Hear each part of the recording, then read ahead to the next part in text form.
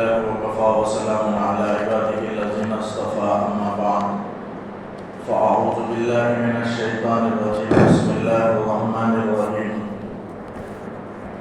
إنما حرم عليكم الميتة والدم ولحم الخنزير وما أهل به لغير الله فمن اضطر غير باغ ولا عاد فلا إثم عليه إن الله غفور رحيم.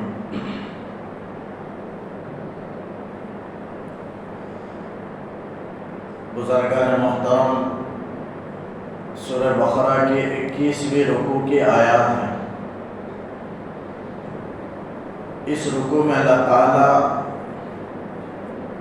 کفار مکہ کی، مشرکین کی دو برائیوں کا تذکرہ فرمایا. ایک برائی کا ذکر ہو چکا ہے، وہ یہ کہ جو چیزیں حلال ہیں ان کو اپنے اوپر انہوں نے حرام کر لیا، جس کا ذکر اللہ تعالیٰ نے اس رکوع کے آدھے حصے میں بیان فرمایا. یا ایھا الناس کلوا مما فی الارض حلالا طیبا، جس میں اللہ تعالیٰ پاک چیزوں کو کھانے کا حکم فرمایا. اور پھر ان کی ایک برائی کا اللہ نے ذکر فرمایا کہ وہ آباء و اجداد کی تقلید کرتے ہیں، جبکہ آباء و اجداد کے پاس کوئی ہدایت نہیں اور کوئی صحیح علم نہیں. تو گویا مذمت تقلید کی، آباء و اجداد کی تقلید کی مذمت آیت میں کی گئی.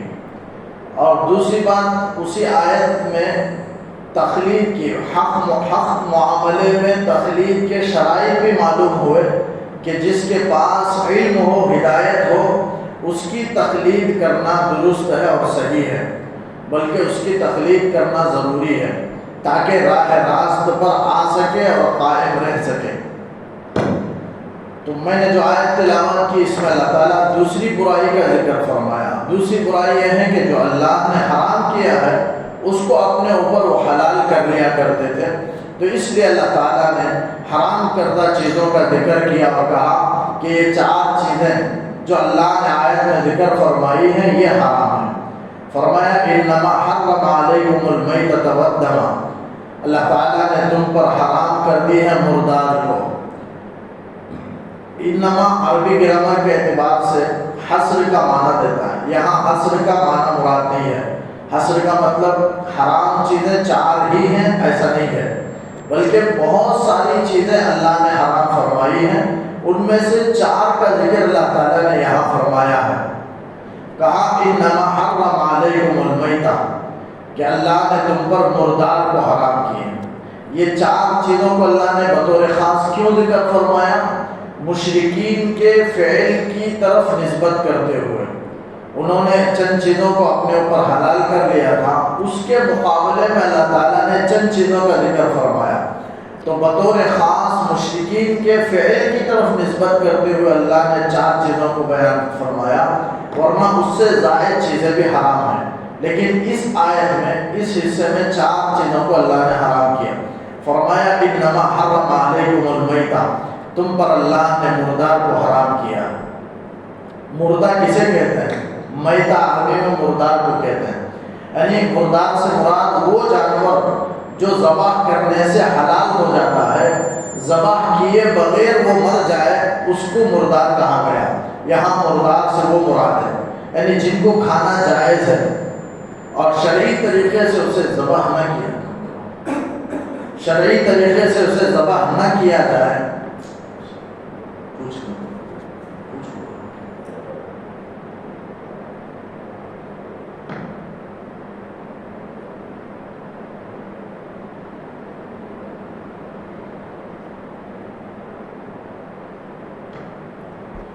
جس کو شرعی طریقے سے ذبح نہ کیا گیا ہو، جیسے بکرا ہے، گائے ہے، جو چیزیں قربانی کی جاتی ہیں اور جن چیزوں کا کھانا حلال ہے، وہ چیزیں ذبح کیے بغیر مر جائے تو وہ مردار مراد ہے.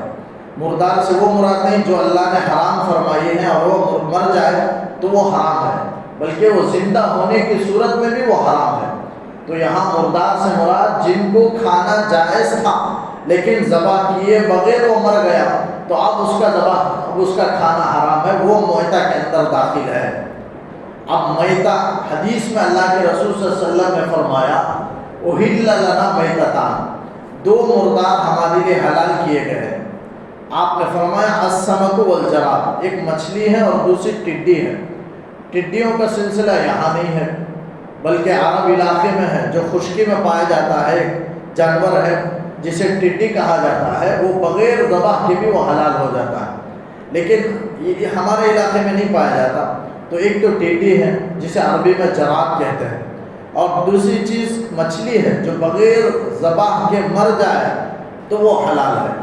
تو آپ صلی اللہ علیہ وسلم نے فرمایا مردار میں سارے مردار حرام ہیں، لیکن دو مردار حلال ہے جن کو ذبح کیے بغیر مر بھی جائے ان کا کھانا جائز ہے۔ ایک مچھلی ہے، مچھلی سے مراد وہ مچھلی جن کو پکڑنے کے بعد مرے، لیکن پہلے ہی سے مر کر خود بخود مر کر کے پانی کے اوپر آ جائے وہ حرام ہے، وہ مچھلی بھی حرام ہے اور میتہ ہی کے اندر وہ بھی داخل ہے اسی کے حکم میں۔ تو یہاں مچھلی سے مراد وہ ہے جو زندہ تھا، پکڑنے کے بعد اسے باہر رکھا گیا اور مر جائے ذبح کیے بغیر تو وہ حلال ہے۔ اور دوسری چیز ٹڈی ہے، یعنی ایک خشکی کا جانور، ایک سمندر کا جانور، سمندر کا مچھلی ہے اور خشکی کا ٹڈی ہے۔ اللہ کے رسول صلی اللہ علیہ وسلم نے فرمایا یہ دو بغیر ذبح کی حلال کیا گیا، باقی سب جانور کو حلال ہونے کے لیے حلال جانوروں میں ذبح کرنا شرط ہے، اس لیے کہ خون اصل ہے، نجیس چیز ہے، اگر خود بخود مر جائے تو خون اندر ہی رہتا ہے، اسی وجہ سے حرام ہے۔ تو اصل چیز خون ہے، خون اس لیے کہ وہ نجیس ہے، نجاست ہے، اور دوسرا بہرحال نجیس ہونے کی وجہ سے اسے حرام کیا گیا اور اس کے اندر کوئی فائدہ نہیں، اس کے نقصانات ہیں، تو اس لیے ذبح کیے بغیر خود بخود مر جائے تو میتہ کے اندر وہ جانور داخل ہوں گے جو خود بخود مر جائے، طبعی موت مر جائے، یا کسی حادثے کا شکار ہو کر کے مر جائے، یا کسی مشین کے ذریعے جو غیر شرعی طریقے پر جس کو ذبح کیا جائے، جیسے کرنٹ کا شاک دے کر کے، جھٹکا دے کر کے جس جانور کو ذبح کر دیا جائے وہ بھی مردہ ہی کے اندر داخل ہے، میتہ میں داخل ہے، حرام ہی ہے اس کا کھانا بھی۔ تو مردار کے اندر اسی طرح کوئی آدمی گولی چھوڑا شکار کرتے ہوئے اور وہ جا کر جانور کو لگ جائے اور مر جائے، قابو پانے سے پہلے مر جائے تو وہ بھی مردار کے اندر داخل ہے، اس لیے کہ گولی وہ دھاردار نہیں ہوتا، ایسے دھاردار چیز سے زخمی کر دے وہ جانور کو اسے دھاردار کہتے ہیں۔ ایسے آلہ سے اگر کوئی آدمی مارے اور بسم اللہ کہہ کر کے چھوڑے اور قابو پانے سے پہلے، پکڑنے سے پہلے وہ مر جائے تو وہ حلال ہے۔ جیسے مثال کے طور پر تیر ہے یا کوئی تیز دھاردار چیز ہے، اسے بسم اللہ کہہ کر کے چھوڑا، وہ جا کر کے جانور کو لگا اور وہ مر گیا، اس کے بعد جا کر کے پکڑا تو وہ حلال ہے، اس لیے کہ شکار کیا ہے بسم اللہ کہہ کر کے، دھاردار چیز ہونا شرط ہے، تو بسم اللہ کہہ کر چھوڑنا اور دھاردار چیز ہونا یہ دونوں چیزیں شرط ہیں۔ اگر دھاردار چیز نہ ہو، جیسے گولی ہے، بندوق کی گولی، اس سے مارے اور جانور مر جائے تو پکڑنے کے بعد ذبح کرنا شرط ہے، لیکن ذبح کرنے سے پہلے مر جائے تو مردار کے اندر داخل ہے۔ تو بہت سارے احکامات ہیں، تو اللہ تعالیٰ نے یہاں فرمایا انما حرم علیکم المیتہ، مردار۔ اب مردار کی ساری چیزیں حرام ہیں، مر جائے جانور اس کا گوشت کا استعمال کرنا، لیکن بعض علماء کے نزدیک، ہمارے احناف کے نزدیک بھی اس کے چیزوں سے، یعنی ایسی چیزیں جو کھائی نہیں جاتی ہیں، جیسے سینگ ہے، کھر ہے، بال ہے، چمڑا ہے، ان سے فائدہ اٹھایا جا سکتا ہے۔ اگر بکری مر بھی جائے تو اسے کھال الگ کر لے اور اسے پاکیزہ کر دے تو چمڑا پاک ہو جائے گا، پاک شمار کیا جائے گا، حلال شمار کیا جائے گا، اس کا استعمال کرنا جائز ہے مردار جانور کا۔ ایک مرتبہ آپ صلی اللہ علیہ وسلم گزر رہے تھے، ام المومنین ایک زوجہ مطہرہ آپ صلی اللہ علیہ وسلم سے کہنے لگے اللہ کے رسول بکری مر گئی ہے، تو اللہ کے رسول صلی اللہ علیہ وسلم نے فرمایا کہ بکری کے چمڑے کو نکال لو اور اس سے فائدہ اٹھاؤ، تو آپ نے چمڑے سے فائدہ اٹھانے کی اجازت دی ہے۔ تو جو حلال جانور ہے وہ مر جائے تو ذبح کر کے اس کے چمڑے کو نکال لیا جا سکتا ہے اور اسے استعمال میں لایا جا سکتا ہے، یہ پاک شمار کیا جائے گا۔ تو بہرحال لیکن بقیہ چیزیں سب حرام ہیں، جو چیزیں کھائی جاتی ہیں، چربی بھی مردار کے اندر داخل ہے، مردہ ہونے کے بعد جانور کی چربی کو نکالنا یا جن جانوروں کو اللہ نے حرام کیا ہے وہ بھی مردار کے اندر داخل ہیں، وہ بھی حرام ہے، اور ان کی چربی کا استعمال کرنا یہ بھی ناجائز ہے۔ تو یورپ سے جتنی چیزیں یورپی ممالک سے آتی ہیں، صابن ہے، کریم ہے، لپسٹک ہے، جتنی بہت ساری دوائیاں بھی ہیں جس میں حرام چیزوں کو ملایا جاتا ہے، تو اس لیے اس کا حتی الامکان احتیاط کرنا ضروری ہے۔ لیکن بعض علماء نے لکھا ہے یقینی علم نہ ہونے کی وجہ سے کہ وہ ملا ہوا ہے چربی، استعمال جائز ہے۔ یقین کے ساتھ معلوم نہیں ہے کہ ملا ہوا ہے، اس لیے استعمال کرنا جائز ہے، لیکن پھر بھی احتیاط بہت ضروری چیز ہے، احتیاط برتے اس معاملے میں۔ تو بہرحال چربی کا استعمال بھی حرام ہے۔ تو مردار کی ساری چیزیں حرام ہیں، گوشت کا استعمال کرنا، ہڈیوں کا، اس کی چربیوں کا لینا، یہ سب حرام ہے، یہ سب میتہ کے اندر داخل۔ فرمایا انما حرم علیکم المیتہ، تم پر مردار حرام اللہ نے کر دیا، والدم، اور خون کو۔ خون یہ نجس ہے، جیسے نجاست غلیظہ پیشاب ہے، پاخانہ ہے، شراب ہے، خون ہے، ایک قطرہ بھی اگر لگ جائے کپڑے پر، جب تک اسے نہ دھوئے، 1 درہم کی مقدار، یعنی جو بڑا 1 روپیہ ہے، اس مقدار میں اگر کپڑے پر لگ جائے تو دھونا ضروری ہے۔ لیکن اس سے کم لگا تھا، 1 قطرہ لگ چکا تھا اور اسے اس کا علم نہیں تھا اور نماز پڑھ چکا ہے، تو پھر نماز تو ہو جائے گی۔ لیکن 1 روپے کے مقدار میں اگر کپڑے پر لگا ہو تو اسے دھونا ضروری ہے، وہ نجاست غلیظہ ہے، تو وہ معاف نہیں ہے، اتنی مقدار میں لگا ہوا نماز کے ساتھ جائز نہیں ہے۔ تو خون، لیکن جو چیزیں مچھر کی، مکھی کی، وہ خون وہ تو حلال ہے، اگر کپڑے پر لگا ہوا ہو، اگر آدمی نماز پڑھ لے تب بھی نماز جائز ہے۔ یہاں خون سے مراد بہنے والا خون ہے، اور حدیث میں ہے آپ صلی اللہ علیہ وسلم نے فرمایا، جو حدیث میں نے پڑھی، احل لنا میتتان ودمان، 2 مردار بھی حلال ہیں اور 2 خون بھی اللہ نے ہمارے لیے حلال کیا۔ 2 خون سے مراد آپ نے فرمایا الکبد والطحال، کلیجی ہے اور دلی ہے، یہ 2 خون ہی کا حصہ ہے، جمع ہوا خون ہے، منجمد خون ہے، لیکن اللہ نے اسے حلال کیا ہے، اللہ کے رسول صلی اللہ علیہ وسلم نے اسے حلال فرمایا اور کہا کہ 2 خون اللہ نے ہمارے لیے حلال کیا، الکبد والطحال۔ تو بقیہ جو بہنے والا خون ہے اصل وہی ہے، اس کا بیچنا، اس سے فائدہ اٹھانا، ذاتی استعمال میں لانا، یہ ساری چیزیں حرام ہیں۔ آدمی بیچ خرید و فروخت نہیں کر سکتا۔ اب انسان کا خون ہے، خرید و فروخت کرنا حرام ہے، انسان کے اعضاء کو بیچنا ناجائز اور حرام ہے۔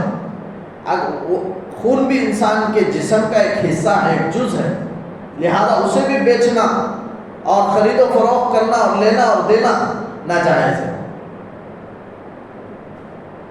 جیسے انسان کا جز ہونے کی وجہ سے انسان کو اللہ نے محترم بنایا تو اس کی ساری چیزیں محترم ہیں، اسی لیے انسان کا گوشت حرام ہے۔ کیوں؟ شرافت کی وجہ سے، کرامت کی وجہ سے، عزت کی وجہ سے اس کا گوشت، اس کی ساری چیزیں حرام ہیں۔ لیکن خنزیر ہے، اس کا ساری چیزیں حرام ہیں۔ کیوں؟ نجاست کی وجہ سے، گندگی کی وجہ سے، غلاظت کی وجہ سے۔ 2 میں فرق ہے، خنزیر کا گوشت بھی حرام ہے، انسان کا گوشت بھی حرام ہے، لیکن دونوں میں فرق ہے۔ انسان کا گوشت جو حرام ہے وہ شرافت اور کرامت کی وجہ سے، عزت و احترام کی وجہ سے، اور خنزیر کا جو گوشت حرام ہے وہ غلاظت اور نجاست کی وجہ سے۔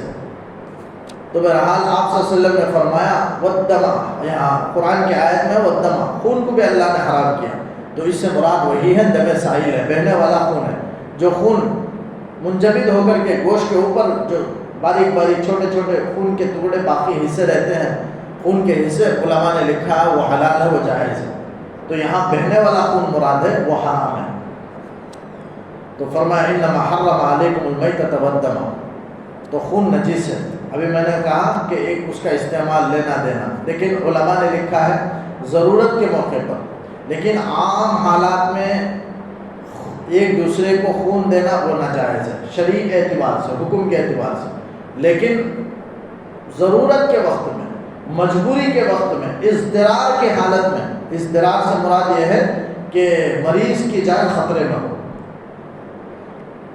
مجبوری یہ مراد ہے، اضطرار سے یہ مراد ہے کہ مریض کی جان کا خطرہ ہو، اور دوسری بات یہ ہے کہ کوئی حلال، کوئی مؤثر دوا نہ ہو جس سے مریض شفا پائے، دوسری شرط، اور تیسری شرط یہ ہے کہ خون دینے سے دوسرے مریض کی جان کے بچنے کا یقین ہو۔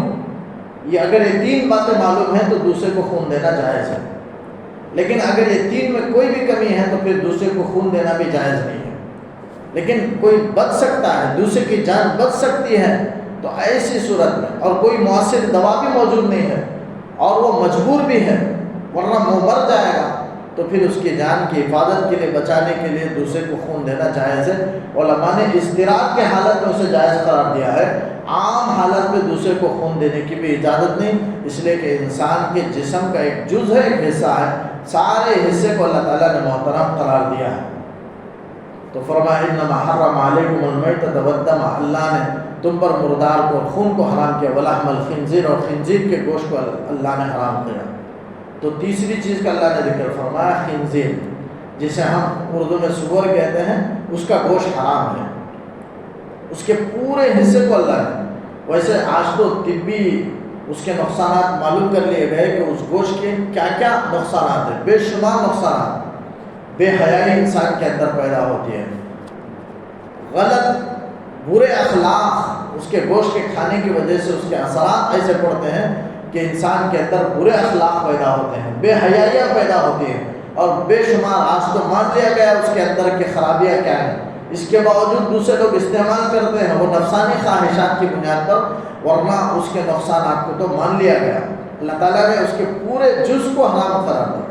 یہاں لحم الخنزیر سے بعض حضرات استدلال کرتے ہیں کہ اللہ نے خنزیر کا گوشت فرمایا، لحم کے معنی گوشت کے ہیں، تو اس سے مراد ہڈی حلال ہے، اس کے دوسرے اجزاء حلال ہیں، اس سے فائدہ اٹھانا جائز ہے۔ ایک جماعت کہتی ہے، یعنی ظاہر کو رکھ کر قرآن کی اس آیت، کوئی آدمی کہے میں گوشت لے کر آتا ہوں، تو صرف گوشت لے کر آئے گا، اس کے ساتھ ہڈیاں بھی ہوں گی، اس کے تابع میں بہت ساری چیزیں ہوں گی، چربی وغیرہ۔ بالکل اسی طریقے سے جب اصل چیز گوشت ہے، اسے جب اللہ نے حرام کر دیا تو اس کے تابع میں ساری چیزیں آ جائیں گی۔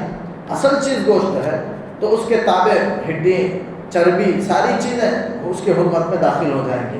لیکن یہ سمجھنا کہ اللہ نے گوشت کہا ہے اس لیے خنزیر کا گوشت حرام ہے اور اس کی ہڈی حلال ہے، اسی لیے ہم مسلمانوں میں ایک جماعت ایسی ہے جو خنزیر کے ہڈی کو حلال سمجھتے ہیں اور یہ کہتے ہیں کہ اللہ نے صرف گوشت کو حرام کیا ہے اور اس کی ہڈی حلال ہے، لہذا اپنے مجلس میں، اپنے مشورے کے وقت میں، اپنے مجلس میں، اپنے جلسے میں وہ ہڈی کا سوپ بنا کر کے پلاتے ہیں، خنزیر کی ہڈی کا، یہ بتانے کے لیے کہ وہ حلال ہے، حالانکہ سراسر غلط ہے، حرام ہے۔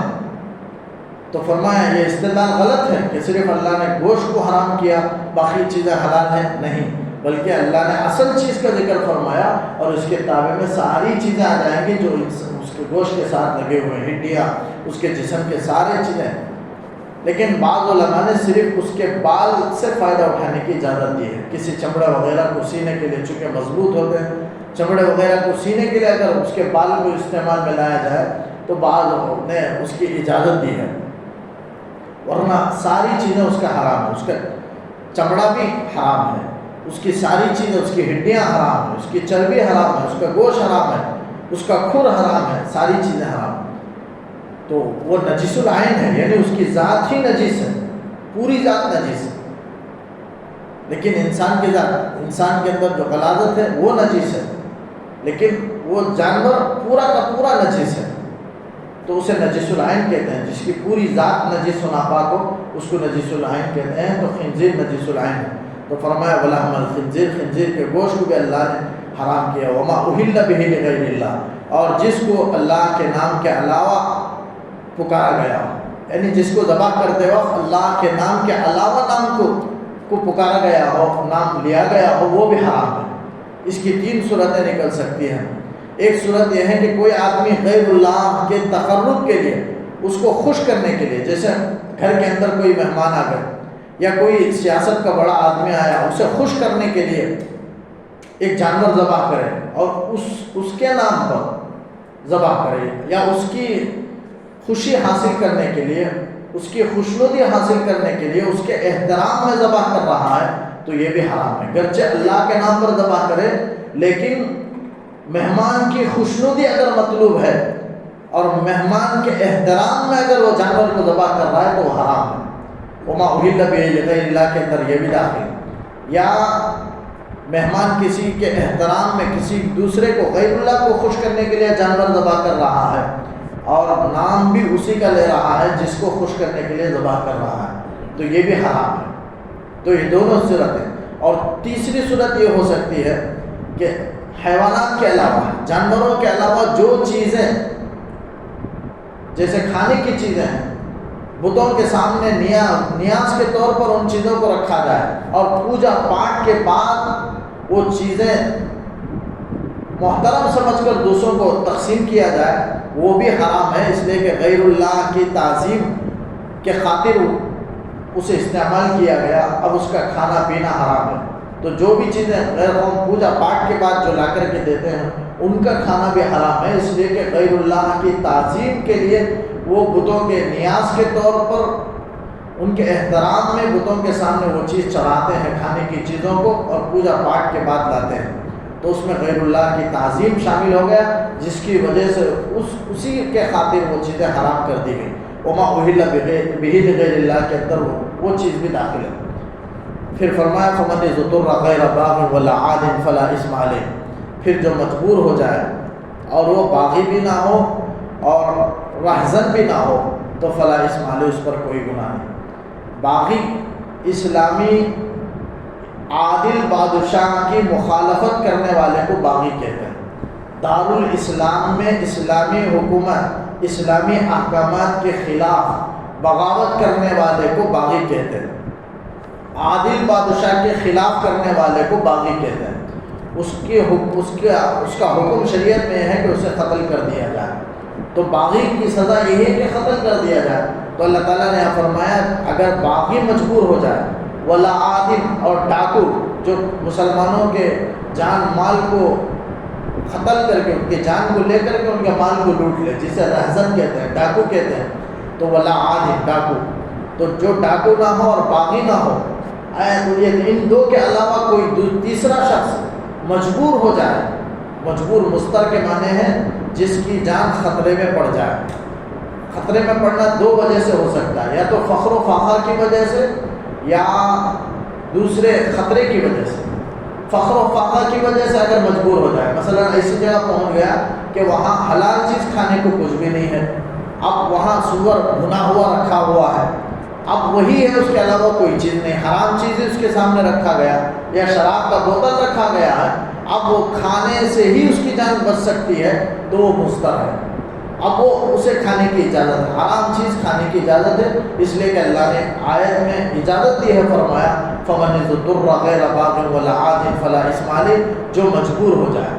تو مجبوری فخر و فاقہ کی وجہ سے، یعنی حلال چیز کھانے کو نہ ملنے کی وجہ سے اور حرام چیز موجود ہونے کی وجہ سے آدمی کو خوف ہے کہ اگر میں اس حرام چیز کو نہیں کھاؤں گا تو یقیناً میری موت آ جائے گی اور میں مر جاؤں گا، تو ایسی صورت میں کھانے کی اجازت ہے، اتنا کھائے جس سے جان بچ جائے۔ آدمی 2-3 لقمہ کھانے کے بعد ذرا طاقت آ گئی جسم کے اندر اور یہ سمجھتا ہے کہ اب میں نہیں مروں گا، اب میری جان بچ جائے گی، تو جتنی ضرورت ہو اتنی مقدار کھانے کی اجازت ہے، اس سے زیادہ نہ کھائیں۔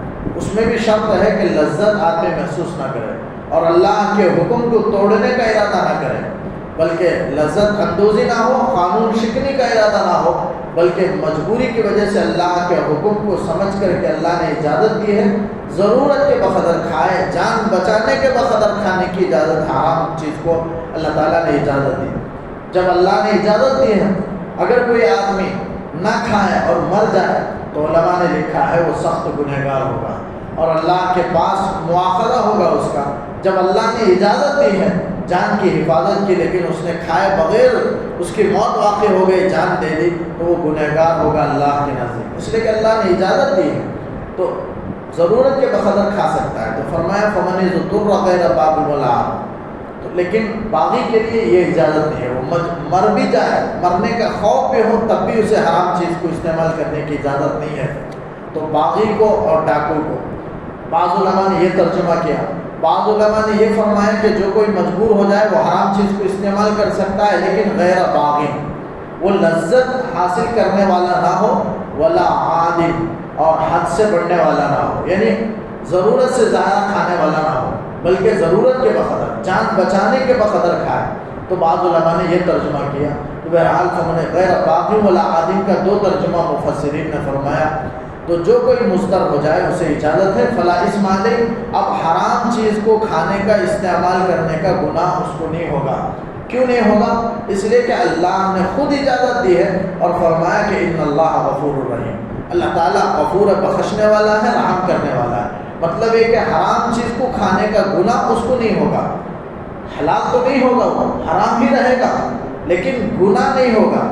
اللہ تعالیٰ گناہ کو معاف فرما دیں گے چونکہ اللہ نے اجازت دی ہے. تو اللہ نے کیوں اجازت دی اور کیوں معاف کرنا؟ اس لیے کہ اللہ غفور ہے. ان اللہ غفور الرحیم، اللہ تعالیٰ بخشنے والا اور رحم کرنے والا ہے. اب یہاں علماء نے ایک اور مسئلہ میں عرض کر دینا چاہتا ہوں کہ اضطرار کے حالت میں حرام چیزوں کی ملائی ہوئی چیزیں جو دوا کے طور پر ہوں، حرام چیزوں کا استعمال کرنا جائز ہے یا نہیں؟ یعنی دوا کے طور پر، دوا کے اندر حرام چیزیں ملائی گئی، یا دوا کے طور پر، علاج کے طور پر حرام چیزوں کو استعمال کرنا چاہتا ہے اور وہ مجبور ہے. مجبور کا مطلب ہے کہ جان کا خطرہ ہے. اگر وہ حرام چیز کو استعمال نہیں کرے گا علاج کے طور پر تو پھر جان خطرے میں پڑ جائے گی، موت واقع ہو جائے گی. تو ایسے موقع پر علماء نے وہ 5 شرائط کے ساتھ جائز قرار دیا ہے. جو 5 شرائط اوپر گزرے تو ایک یہ کہ وہ لذت حاصل کرنے والا نہ ہو، اور دوسرا یہ کہ وہ قانون کو توڑنے والا نہ ہو، اور جان بچانے کے بخاطر وہ استعمال کرے، حد سے زیادہ استعمال نہ کرے، اور وہ اسے ڈر ہو، اپنی جان کا خوف ہو، حالت اضطرار میں ہو، یہ بھی شرط ہے. اور کوئی حلال چیز، حلال دوا اس کے لیے نہ ہو، اور حرام چیز سے شفا کا یقین ہو. یہ 5 شرائط ہیں. اگر ہیں تب آدمی کو حرام چیز، حرام دوا سے علاج کے طور پر، دوا کے طور پر حرام چیزوں کے استعمال کو علماء نے جائز قرار دیا ہے. اگر یہ 5 شرائط نہ ہوں تو پھر علماء نے اجازت قرار نہیں دیا، بلکہ اس کے لیے حرام چیز کو استعمال کرنا ناجائز ہی رہے گا. آگے فرمایا ان الذین یکتمون ما انزل اللہ من الکتاب ویشترون به ثمنا قلیلا اولئک ما یاکلون فی بطونہم الا النار. یہ آیت یہودیوں کے سلسلے میں اللہ نے اتاری ہے. فرمایا یہودیوں کی، اس سے پہلے بھی ایک آیت اس طرح کی گزر چکی ہے کہ یہودیوں کی عادت ہے کہ وہ اللہ کی کتاب میں جو احکامات ہیں ان احکامات کو چھپا دیا کرتے تھے. تو اسی کا اللہ نے ذکر فرمایا کہ جو چھپاتے ہیں ان کے لیے کیا وعید ہے. آیت میں اللہ نے وعید سنائی ہے کہ ان کے لیے آخرت میں جہنم میں ان کے لیے یہ سزا ہے. فرمایا ان الذین یکتمون ما انزل اللہ من الکتاب، بلا شبہ جو اللہ کی اتاری ہوئی کتاب میں کے احکامات کو چھپاتے ہیں، ویشترون به ثمنا قلیلا، اور ثمن قلیل کو، متاع قلیل کو اس کے عوض میں حاصل کرتے ہیں، یعنی دنیاوی مفاد کے خاطر. یہ یہودی علماء کی برائی کو اللہ نے بیان کیا کہ یہودی علماء آپ صلی اللہ علیہ وسلم کے جو صفات توریت میں بیان کیے گئے اس کو چھپاتے تھے اور اپنے عوام سے فائدہ حاصل کرتے تھے. کیا فائدہ حاصل ہوتا تھا؟ اس خاندان کی وہ تعریف کرتے تھے کہ تمہارا خاندان تو ایسا ہے جس میں 70 کئی ہزار انبیاء ہیں، اور تمہارا خاندان تو انبیاء والا خاندان ہے، لہذا آپ صلی اللہ علیہ وسلم اگر نبی ہوتے تو تمہارے خاندان سے آتے اور تمہارے ان کے خاندان کی اچھائیاں وہ بیان کرتے، جس کی وجہ سے وہ خوش ہو کر کے کچھ مال ان کو دے دیتے. وہ مال دنیاوی فائدے کو حاصل کرنے کے لیے اس طرح وہ توریت کے احکامات کو چھپایا کرتے تھے. اس کی برائی اللہ نے بیان کی کہ اولئک ما یاکلون فی بطونہم، جو اپنے پیٹوں کو جو بھرتے ہیں، الا النار، وہ نہیں بھرتے ہیں مگر آگ سے. یعنی جو کچھ دنیاوی فائدے کو حاصل کرتے ہیں یہ حقیقت میں جہنم کی آگ ہے، اور اپنے پیٹ کو جہنم کی آگ سے بھر رہے ہیں. یہ دنیا کے مال کو نہیں کھا رہے. علماء نے لکھا ہے یہی وعید ان علماء کے لیے بھی ہے جو مسائل میں احکامات کو چھپاتے ہیں، سامنے والے کو خوش کرنے کے لیے، راضی کرنے کے لیے، ان سے کچھ فائدہ حاصل کرنے کے لیے اپنے مفاد کے خاطر دینی حکم کو چھپا دیتے ہیں اور غلط مسائل کو بیان کر دیتے ہیں، صحیح مسائل کو پیش نہیں کرتے ان کے سامنے. وہ بھی اس وعید کے اندر داخل ہیں. آج بھی بہت سارے علماء ایسے ہیں جو غلط مسائل سامنے والے کو خوش کرنے کے لیے غلط مسائل بیان کر دیتے ہیں اور دنیاوی فائدے کو حاصل کرتے رہتے ہیں. اگر یہ اپنے بارے میں خوف کرتے ہیں کہ صحیح مسئلے کو بتا دیا جائے تو ہمارے لیے دنیاوی نقصان ہے، ہم خطرے میں پڑ جائیں گے، نقصان میں پڑ جائیں گے. اس فائدے کے خاطر وہ مسائل کو چھپاتے ہیں، ان کے لیے بھی اللہ نے، وہ بھی علماء نے لکھا ہے اس وعید کے اندر داخل ہے۔ وہ آگ کو گویا اپنے پیٹ میں بھر رہے ہیں، یہ تو دنیا میں ہوا، آخرت میں یہی مال آگ کی شکل میں سامنے آئے گا۔ تو یہ حقیقت میں مال نہیں ہے جو غلط طریقے سے حاصل کر رہے ہیں، بلکہ جہنم کی آگ ہے جو قیامت میں آگ کی شکل میں ظاہر ہوگا۔ اور پھر اللہ تعالیٰ کا عتاب کیا ہوگا؟ وَلَا يُكَلِّمُهُمُ اللَّهُ يَوْمَ الْقِيَامَةِ، قیامت کے دن اللہ تعالیٰ ان سے بات نہیں کرے گا، وَلَا يُزَكِّيهِمْ، ان کو پاک نہیں کرے گا۔ جس کو اللہ تعالیٰ گناہوں سے پاک و صاف نہ کرے وہ جنت میں کیسے پہنچے گا؟ جنت پاک جگہ ہے، وہاں پہنچنے کے لیے گناہوں سے پاک و صاف ہونا ضروری ہے، لیکن اللہ تعالیٰ وہی بیان کیا کہ ان کو جو حق کو چھپاتے ہیں قیامت میں اللہ ان سے بات بھی نہیں کرے گا، نظر رحمت نہیں کرے گا، ان کو پاک نہیں کرے گا، یعنی وہ جنت میں داخل نہیں ہو سکیں گے۔ وَلَهُمْ عَذَابٌ عَلِيمٌ، ان کے لیے دردناک عذاب ہوگا۔